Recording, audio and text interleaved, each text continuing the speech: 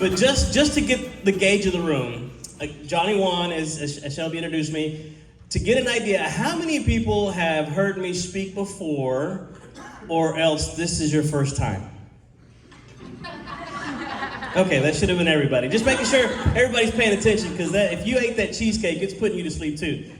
But yeah, so now today, I really feel what it's like to be a turtle on a fence post, right? It didn't get there by itself. And so when Shelby called me and asked me to do what?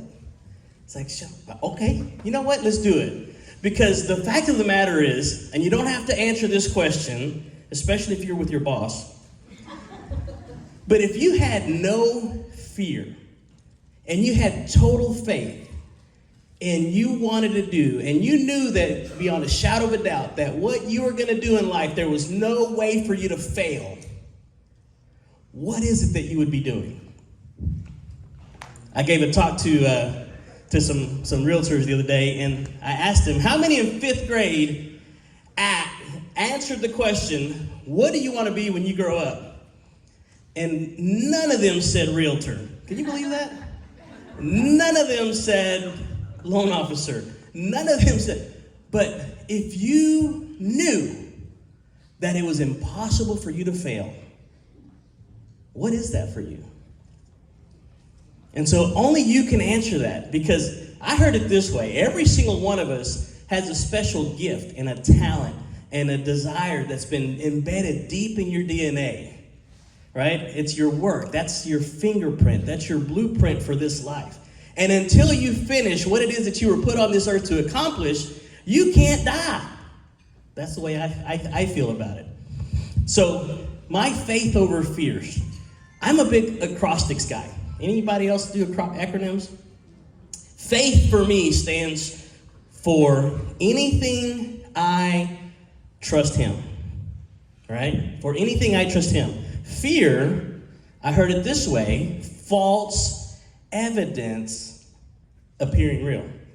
When I talk to educators, where's Miss Moore? Did she leave already? There she is, back there. She's my new best friend, y'all. Some people have learned it this way, false education appearing real. Some people have been taught the wrong thing their whole life, right? Everything they've done for a living has pretty much, they've been realizing that they're on that gerbil wheel going 90-0, and that ladder to success is leaning on the wrong wall. But it's not too late, right? Ask Mother Teresa. Ask Colonel Sanders. Ask Michael Jordan. Ask Steve Jobs. All of these guys weren't born to do what they want to do, right? I was just talking to Ms. Ziglar. One of the best books I've ever read from Mr. Ziglar was Born to Win. And guys, you absolutely were born to win. You have to kind of go back and do the reverse engineering. And I'm going to try to finish this up really quick, because keep it short and sweet, because I really want to hear what these ladies said, because that's going to be a little bit more entertaining for me, just being selfish. But I can't leave here without telling you guys that, how can I say this? Can I go spiritual a little bit? So one of my favorite verses in the Bible, right? John 10:10. Anybody know it? Just out of curiosity, bonus points, more dessert for you. Right? John 10:10, it says that the enemy comes to do nothing else but to steal, kill, and destroy. But it doesn't stop there, guys. Immediately right after following, and this is in red letter edition, so this is pretty important, right? It says, but I have come that you may have life. And not just any ordinary life, life more abundant.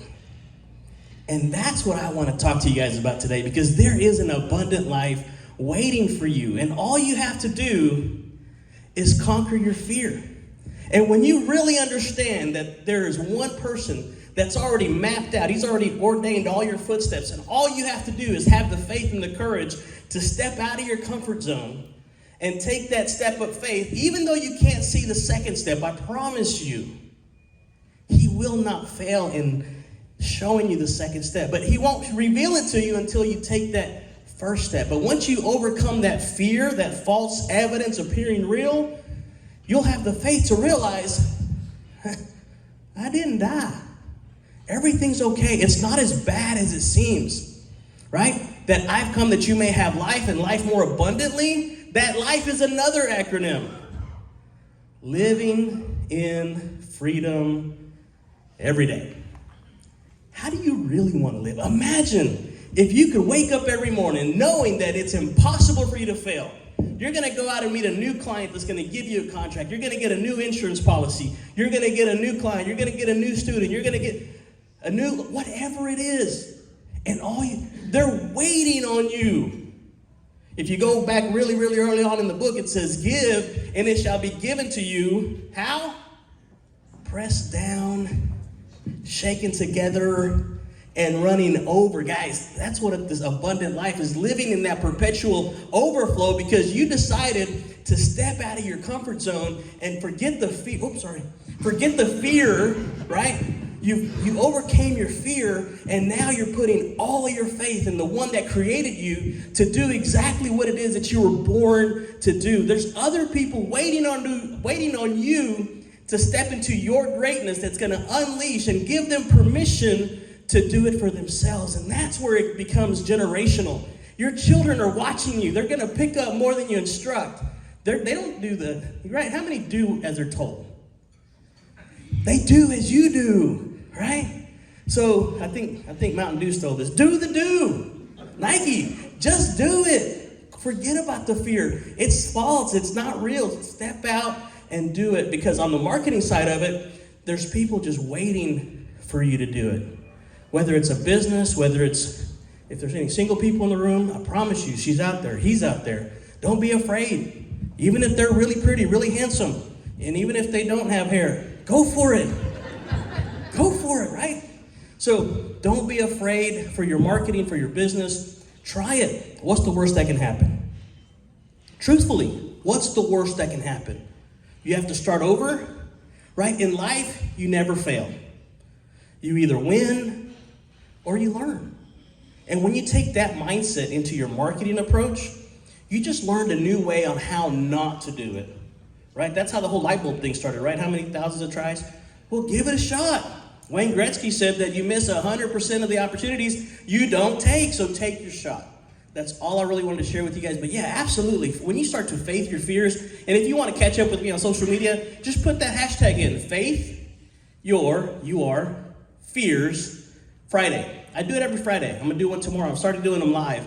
But yeah, Faith Your Fears Friday, because all I really want to do is give somebody hope and encouragement and let them know that there's a bigger, better life just waiting for them to step out of their comfort zone, get out of their fear, get out of their own way, and really, really enjoy the life that they were created to do in this world. So anyway, I'll leave it with that. So if anything else you want me to do, let me know. You're good. I want to go turn. All right, I am just tickled to pieces to be here with y'all today, and so thrilled to have been invited to share. When I heard the topic, I thought, what do I know about branding and marketing other than things I've tried to do myself? And immediately, I love ranches. I like to sell ranches. And I thought about the cattle that are branded, and that's a hot brand, and it stings, and they know it. Then I thought about, I used a freeze brand on my horse. She didn't realize it was going to hurt until a lot later. And then I thought, self-branding. We can kind of choose how we brand ourselves. But sometimes the problem with self-branding is, I don't know, have you ever had your mind start a conversation with you and it's not positive? That's self-branding, and it's what you allow to stay in there that's not positive that hurts. It hurts you down the road. Then I thought about inadvertent branding. We do things like you were referring to the internet earlier. Some people don't realize that the stuff they put on Facebook and other places doesn't really match up with what they're trying to achieve. So then I started thinking about how Dad would approach this, and that's where the fun comes in, because Daddy was fun, let me tell you. He understood that sometimes we get branded when we're young. Somebody will say, maybe a parent will say to a child, you're never going to amount to anything. Or maybe like me, a girl on the bus. When I was in junior high, I said, boy, you're dense, because I asked her a question, which I had been told was good and safe, a safe thing to do. But I looked it up, and then I got real quiet. I was afraid to speak. So sometimes we get negative input, and that's hot, and that's wrong. But the branding part of that is, especially if somebody else does the negative input, maybe somebody just has it out for you and you don't know why, and they start a rumor, totally untrue. But it brands you so thoroughly that it changes your life. That happens to people, and it's stuff you have to overcome. Sometimes those little freeze brands are just little digs. You'll get a compliment that is not quite a compliment, and you go, oh, was that a dig? I don't know. All of that stuff is pretty negative, but there's nothing as negative as when you do negative self-talk. So I want to talk about each one of these as my father would have. Dad had been a small thinker. When Mr. P.C. Merrill told him, Zig, if you just learn to believe in yourself and knocked on the same door every day at 9 o'clock, you could be a great one. Nobody had ever said anything about Dad being great or that he didn't believe in himself, but that's when he started reading Dr. Norman Vincent Peale and listening to Paul Harvey and just many, many great men and reading great books, and he changed the way he thought, and he became a positive thinker. He had been a salesman in a group of, there were over 7,000. He had never been at the top, but after his supervisor, Mr. Merrill, told him that, the next year he was number 2 in that sales organization. Never once was he first in the whole time period. He was always just down there in the running, but what he was is he was that tortoise. And at the end of the year, he was right there at the top. So that change of belief is what encouraged my father to become the person he was, who taught others how to lift themselves up by learning to believe in themselves and being consistent in the things they chose to do. The negative self-talk was one of the main things Dad enjoyed helping people get out of, about escorting the negative thoughts out of their mind, replacing them with positive, doing affirmations to overcome the negative input that's been put in by yourself or others. And it has changed people's lives. And if you have that circular stuff that goes on in your brain that keeps holding you back, there is a way to escort it out. But it takes determination and repetition until it becomes a habit that you say, no, you're not having your way with my thoughts today. That's self-branding. You replace it with the positive. I'm super good, but I'll get better. Yesterday ended last night. Today's a brand new day. We can start over every day to get better at what we're doing. The inadvertent kind of branding that we do. One time Dad was speaking somewhere and he had to go to the restroom before he was going up to the platform, and he heard these 2 men who were washing their hands start talking, and one said to the other, have you ever heard Zig Ziglar speak? And the other guy said, oh yeah, and he started laughing. He said, have you heard his good old boy down home jokes? He is hilarious. He just cracks me up. And the other one said, that's why I'm here. Is he so funny? My father said in that very moment, he knew he did not want to be a comedian. He hadn't been trying to be a comedian. He just tried to be entertaining. But all of his jokes started with the words, this good old boy down home. And they were funny. But he wanted to be a life changer, a person who was taken seriously. So that's inadvertent branding right there. And just pay attention to the things you're putting out there that might make people think of you differently than what your intentions were. Stay on top of who you are and what you are going for.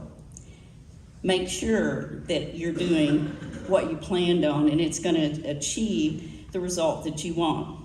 So that brings me to my billboard. How many of you have seen Ziglar Realty billboard out on 69? There's a picture of a horse, and I'm right beside her.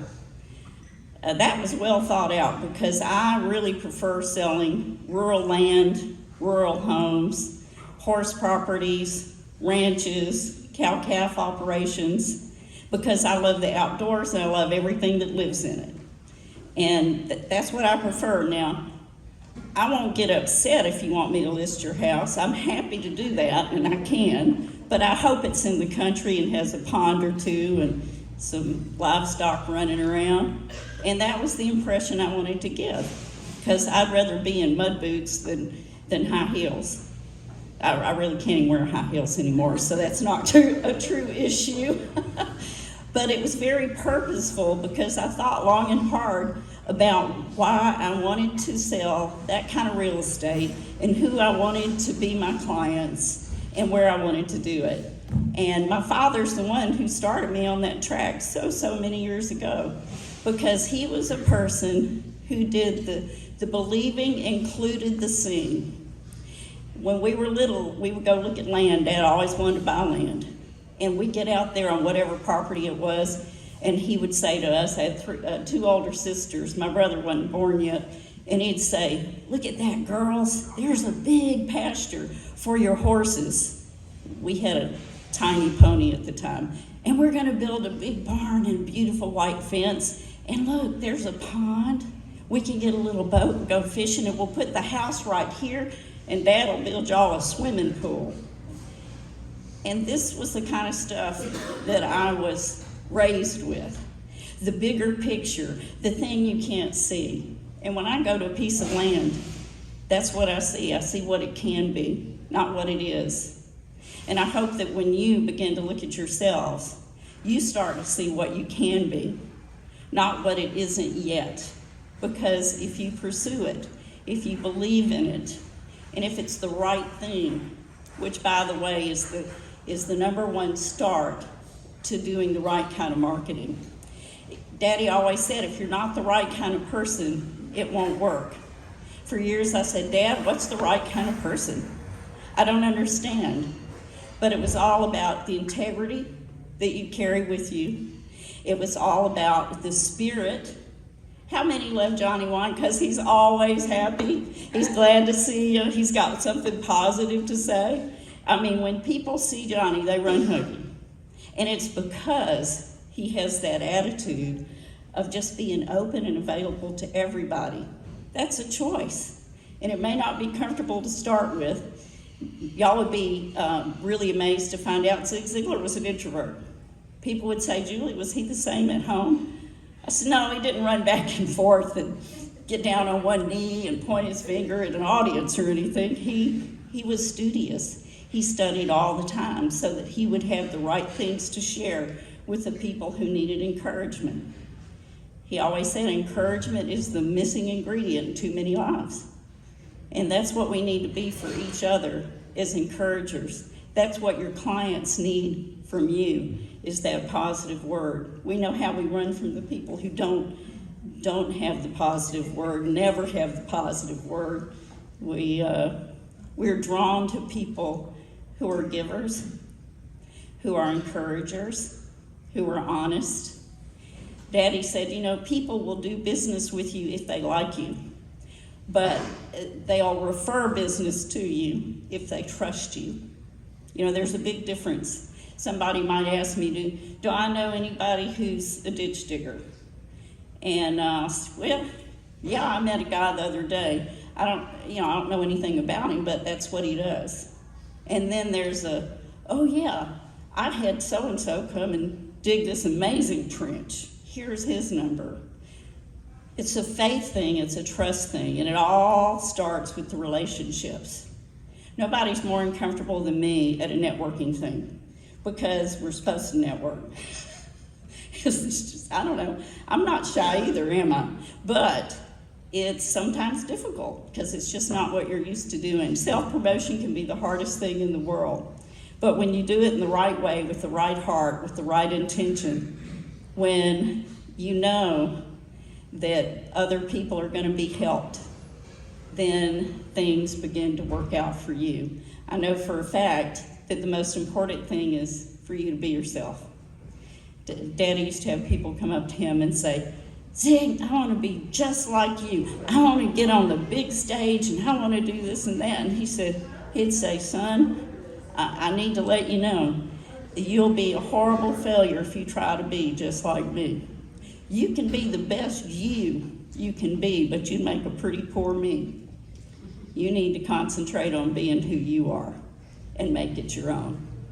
Y'all have seen people who try to be something they're not and somebody they're not, and it's awkward. It's awkward. People get afraid. You got to be yourself. You have to go out there and just start where you are. That's right where you started, 27 years old, getting experience.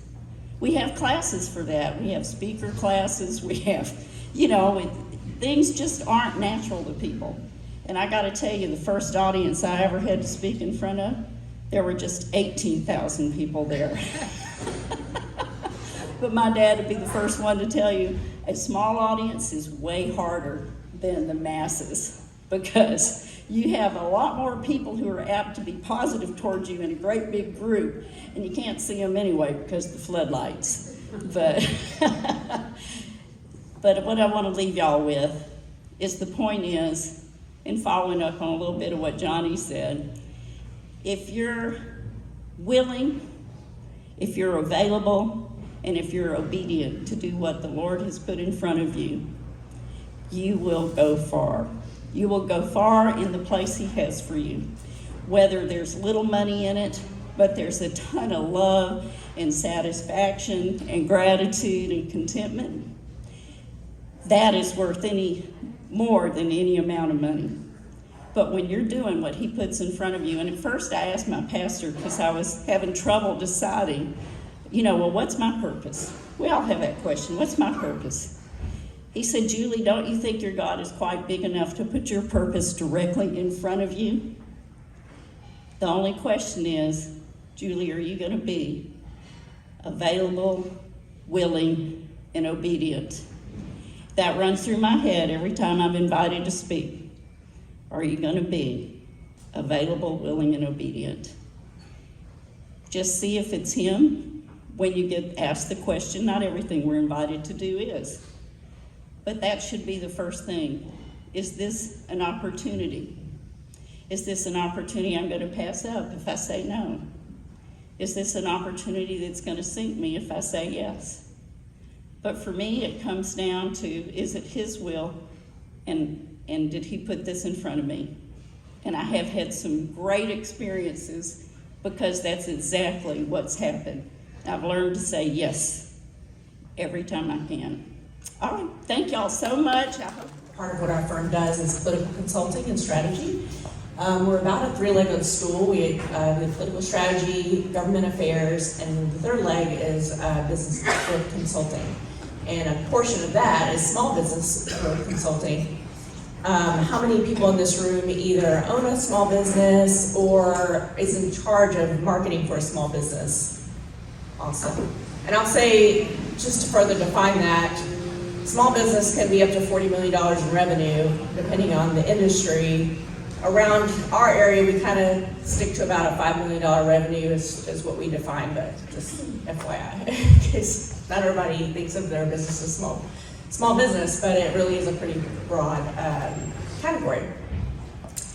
So I entitled my talk today Marketing for Smart People, because I was really excited to meet Julie, because her dad is an author of one of the network marketing for dummies, I think, but a couple of them For Dummies series. How many are familiar with the For Dummies series?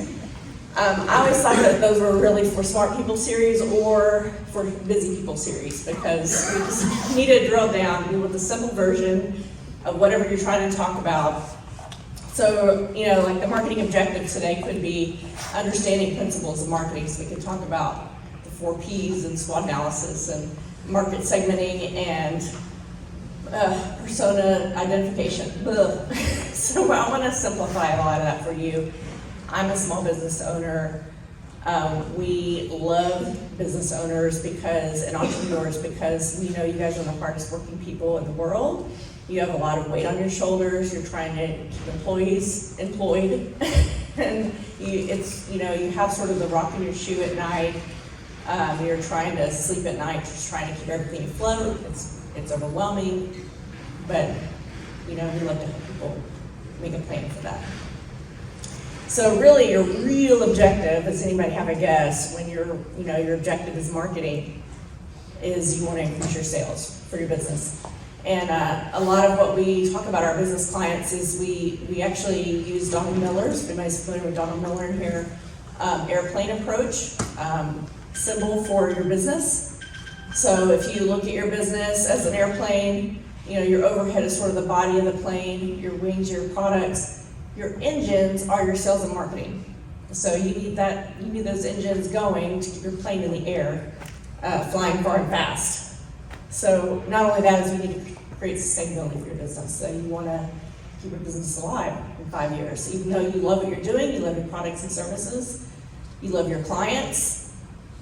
If you aren't charging enough or getting enough of a pipeline coming into your business, you won't be around in 5 years. So you need to keep things afloat. So another real objective for marketing is you just want people to trust you. That's why you build your brand, and you want them to remember you when they have the problem that they need you to solve. They want to think of you. They don't want to think of your competitor or something else or an alternative. That's what you want them to be thinking about. And so I mentioned marketing plan strategies. But one thing you can do, if you really want to simplify it for busy people like us, is just think about your sales funnel. And there's only really three, you could make it for 3 areas of your funnel that you push people through. And the first is curiosity. People are curious about you. They want to know what you do. They're kind of interested. Maybe you have a cute marketing messages out. They are checking out your website, they're checking out your social media, they're checking out maybe a lead gen thing you have out there. So that's sort of the first stage. And then the second is enlightenment. That's when you show them how you're going to solve their problem for them. So you explain it to them, how you're going to make their life better. And then third is commitment. So this is when they're ready to make a sale. Like you're ready to drive it home, you're ready to close the deal. And so the reason I have wedding rings up here is because when you go on the first date with someone, is that when you're like, let's get hitched. I mean, sometimes it's kind of endearing, it happens. But in most cases, you kind of like, check it out, like we're not sure what we think about each other. And then you woo each other a little bit, and you go on a few more dates, and then you get engaged, and you don't get married until like, you're very sure and you've built that trust, as Julie mentioned, that trust that you're really trying to build with your customer. And we'll get back to that, but I just wanted to kind of check. So both Julie and Johnny, I think, mentioned branding and how important that is. But I want to talk to you a tactical way about developing what your brand is, or developing about what your marketing. Everything is going to hinge on this. And one of the ways we do that is to create a one-liner for your business. And so this is like a single statement that tells your customers, this is how I'm going to solve your problem for you and make your life amazing. Easy enough, right? We can all certainly figure out a way to do that. But, we break it down into pieces, so it's real easy. The first piece of your one-liner is your problem. Not your problem, actually, your customer's problem. So what is their problem? Let them really sit in it. What is sucky about your life right now? What is the rock in your shoe? What is the thing keeping you up at night? And really talk about it. Actually, literally say it out loud. And then, what does your product or service do to help solve that problem specifically? And then, lastly, what is the overall positive result? You just really hammer home how great it is you're going to make their life. So let's hear an example. And I want you guys to all envision your own companies that you're responsible for, or if you're a personal brander, if you're an entrepreneur, solopreneur, real estate agent, things like that. It's the same system, same thing. Still think through your clients and how you would do this for them. So say we had a company that's an interior design company. Their problem statement may sound like, many people are unhappy with the look and feel of their home, but they don't have the time or resources to make changes themselves. Anybody can relate? I can. I never have time to decorate my home or anything like that. I'm very busy, kind of frustrating. So the product that this company would offer is that we guide you. You notice the word guide. Guide is intentional. It's not that this company is coming in like, we're the hero, we'll come in and make your house amazing and you don't have anything to do with it because you're terrible and we're the hero. No, you are the guide for your customer. They are the hero. Anytime you can make your customer a hero, you do so. And you guide them in such a way that they are rewarded and they get what they want. So we will guide you step by step to get the look you want, even if it's just a partial statement that works. And then the result you get, and love the house you live in. That's very sweet. You can think through, oh, I'd really love to have that feeling. I'd love to have a love of the house I live in. Another example, maybe it's a tech company or a tech audio kind of company. Most people get super annoyed trying to hide ugly cords in their home. I mean, you notice how very specific these get. These are not very broad statements. These are like, this is the rock in your shoe. We do custom installations of TVs, speakers, and lighting. You name it.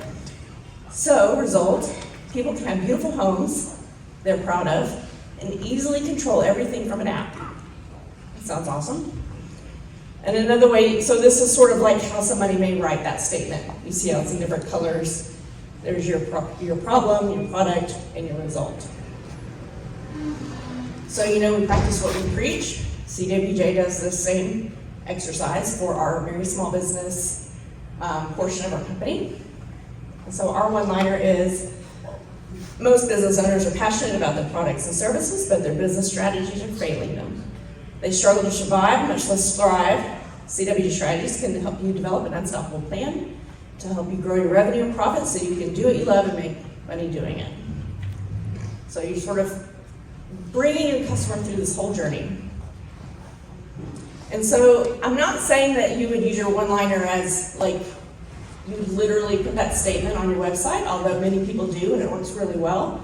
But just that's the thing that drives all of your marketing materials. Your website, everything you do is pushing you through the sales funnel and also pushing you through this message that you're giving for your customers. You're always thinking of customers first. What do they need and how can I solve their problem for them? Because if you can't solve a problem for them, you're not going to be in business very long, I don't think. So just a quick thing on the website. Here's some really common mistakes people make on their websites. About 3 of these have to do with too much text. There's a good reason for that. A lot of people just bury their website full of information because they think like the more information I give somebody, the more likely they'll know what it is I'm offering them, and then they can, decipher through and read through it all. The real answer is people are not going to do that. They're going to scan your website. They're very busy. They're going to look at it on their phone. Like they're really, really quick. So I won't go through all these, but other than just having too much information or not enough or correct imagery, they also don't direct you to a way to buy the product or service. They don't have a call to action, that's what we call it.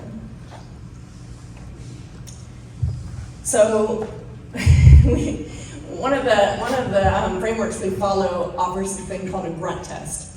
So everybody imagine, or you can pull it up if you like, your website. If a Neanderthal looked at your website for 20 seconds, and then after they got done looking at it, could they grunt to you the answer to these 3 questions immediately? What is it that you're offering them? How does it make my life better? Or how does it make your customer's life better? And how do I get it? If you don't answer those 3 questions, really in your header of the website, but at least, pretty quick, then you're going to struggle to turn that website into a sales tool for yourself. So here's an example of a aircraft. Actually, I thought this was like a pilot. I know everybody can relate when you need to buy an airplane. It's a struggle. Like, there's so much stuff we have to think about. I actually had no idea about all the struggles that go into buying an airplane until I came across this website, and I really loved it, how easy it was. Can anybody tell me the problem statement here? Aircraft ownership is complicated. And they just marked that sucker out and added their answer to that. No, it's not simple. And the reason it's simple is because of what we can offer you.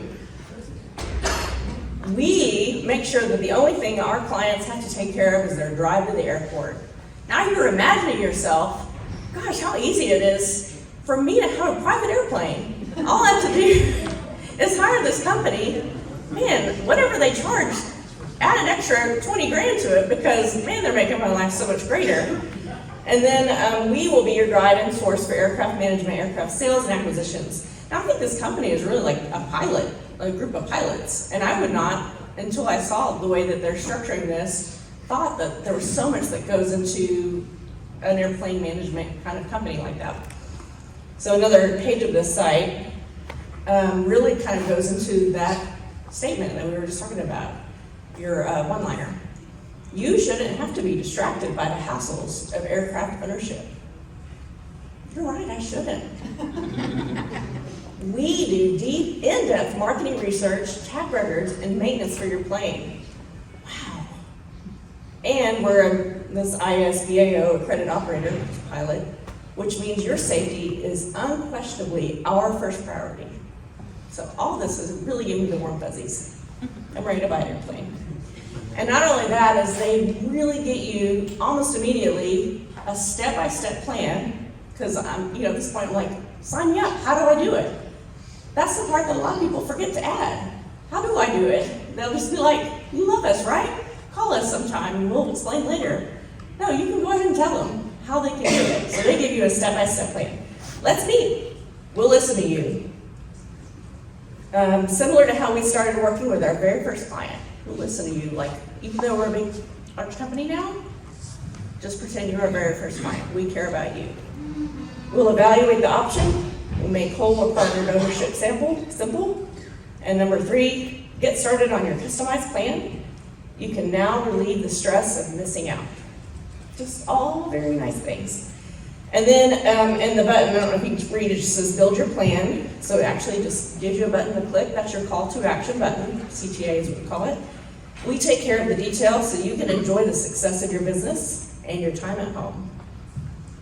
Man, they really reiterated how awesome their company is for me and how it's going to make my life better. I talked about this a little bit, just a general reminder. People don't read websites, they kind of scan and try to find what's interesting to them. Use a lot of pictures, use the right pictures, they're worth 1,000 words. Use those to illustrate what you do, and then also reinforce what you offer throughout your site. So I talked a little bit about the sales funnel before. The lead generator is a really important way for you, a tactical way for you to maintain your customer and reach out to them. And an example, I've thrown up a few examples of these, but like if you ever have gone to a website and you're like, oh, I got to this website because I was interested in the top 10 ways to do X. And then you download the PDF and you've given them now your email address. So that's a lead generator. So now they have your email and they can follow up with you and nurture that relationship. They can start to date you a little bit. So this is kind of like, think of lead generator as first date / first blind date. And on the real estate side, open house is a great lead generator, as long as you're collecting information from those folks. Step 2 is your nurturing. Now we're kind of dating, getting kind of serious. But you don't want to forget those clients, the ones that you're kind of still talking to even after the very first entry. You give them announcements, you keep emailing them, you give them little tips, inspiration. You communicate with them weekly or monthly, and just give them value, honestly. Just give them that value for being a part of your subscription base. And then at the very end, as you make the sale, if you were to turn this into a sales letter, depending on the type of your business, like we do sort of a sales email sometimes after we've done a pitch and that kind of thing, this is the structure of your sales letter or your sales sort of conversation. is you make sure you start with that problem that we talked about. Your customer has a problem. They have a rock in their shoe. They have something that they need to solve. You identify their struggle.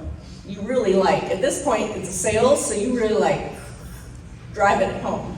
You really ramp up the pain, make them feel that, sit in that pain for a second. And then you present to them a success story. Sometimes this comes in the form of a testimonial about your services from other clients who's we've done what you need, we've solved your problem for many other clients, and here's how. And then you explain your offer to them, and then you add that call to action, and then you illustrate that sort of result, like we talked about. You're like, oh, this is gonna make your life so much better, here's why. And then you repeat that call to action, make sure they don't forget, add it again. And then sometimes people will add a PS, this is sort of an urgency. Hey, sign up by the end of the week and we'll give you an extra 20% off or something like that. Something to really say, now's the time, don't wait. And then these are some things to be asking just in general about your sales funnel. Am I asking people to marry me too soon? Is my marketing collateral going, I need to sell right now before they even trust you or know you? Have I identified how my product helps people survive and thrive, which is does my product solve their problem? Do I make customers curious about me in some way? Have I enlightened my customers as to how I can help them win? And have I built trust with my customers before asking to commit? I know that these feel a little repetitive sometimes, but there's a reason for it. It's people forget these things over and over and over again. Oh, that's the very end. That's not the very end, but I don't know why it's the very end of my thing. Anyway, so that's all I have today. I know you guys we got a minute left, so that's pretty good. I'll hang around a little bit if anybody has any questions. My name is Leah Wansley. I really appreciate your time today. Thank you, Shelby, for allowing me to be here today. I'm really excited.